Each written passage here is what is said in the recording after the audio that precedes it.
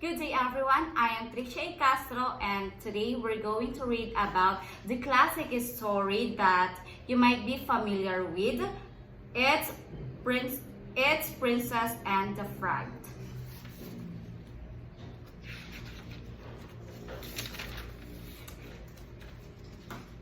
Princess Hannah is the only child of the king and queen. She is not very friendly. She'd rather stay alone than play with other princes and princesses. Princess Hannah's favorite toy is a golden ball. The ball is a gift from her godmother. She brings it wherever she goes. Even when she grew up to be a young lady, she still brings the toy with her. One afternoon, the princess strolled and strolled until she reached a small lake. She sat by the grass to rest. She played with her ball as she sat. She throws it up in the air and catches it as it falls down. Princess Hannah was not expecting to miss catching the ball. She followed it, but it rolled straight into the lake. She wanted to cry because it is impossible for her to get it from the bottom of the lake. Who can manage to fetch my ball? I will grant everything they ask, as long as I get my ball back, Princess Hannah said without thinking. I can get the ball for you, said a croaky voice. The princess looked for the source of the voice, but she could not find it. I'm here, said the voice. A talking frog, the princess exclaimed.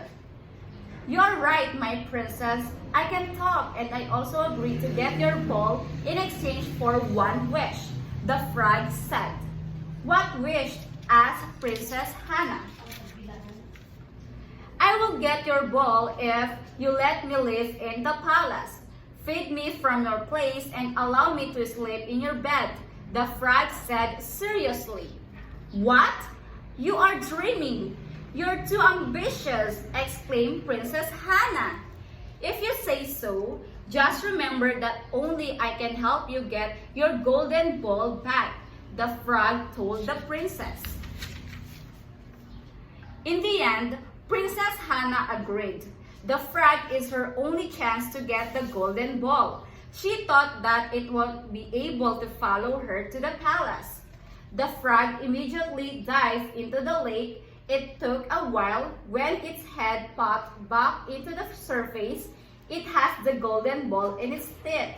The princess suddenly got it and ran home. Hey, wait! The frog shouted. The princess forgot all about the frog. They were dining when she heard faint knocking. Princess, let me in, a croaky voice said. The princess was startled. She realized it was the frog who was calling her. When she opened the door and saw the frog, she closed it immediately. But the frog continued to knock. Who was that? The king asked. Princess Hannah was forced to admit that what happened to her golden ball in the lake and its retrieval by the frog. If you promised something, you must keep it. Let him in, the king commanded the princess. The princess was forced to let the frog inside the palace. The frog, jumping as he walked, followed the princess to the dining table. She was also forced to feed him from her plate, as she promised. Princess Hannah regretted her promise to the frog. Now she would be forced to let him sleep beside her. Wow, your bed is so beautiful and so big, the frog said. The frog jumped and down the bed. It was very happy. However, Princess Hannah was very mad. If she can only do something about it, she breaks her promise. It was midnight and yet Princess Hannah still couldn't sleep. Beside her, the frog was sleeping soundly. It was very comfortable with the softness of her bed. She fell asleep just before dawn and she woke up very late as a result. Princess Hannah nearly screamed upon seeing who was in her room. Standing in front of her bed was a very handsome prince. "Good morning, my princess," he said. "I was cursed by an enchantress. The curse would only be broken if a princess allowed to feed me from her plate and sleep in her bed," the prince told her. "Thank you very much, my princess. Because of you, I have returned to my original form," the prince said.